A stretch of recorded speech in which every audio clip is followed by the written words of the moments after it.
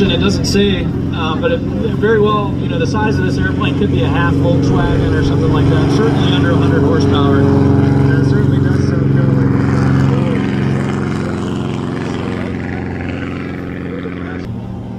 like With a combined total of 153 feet. well, that was really interesting, you said?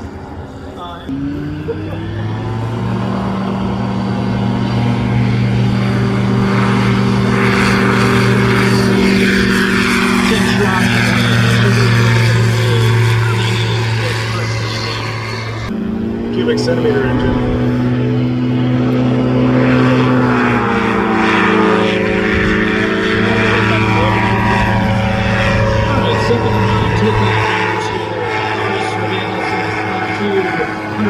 Really is the closest thing to a helicopter, this Chinook, and also has the benefit of he can nose it over without any consequence.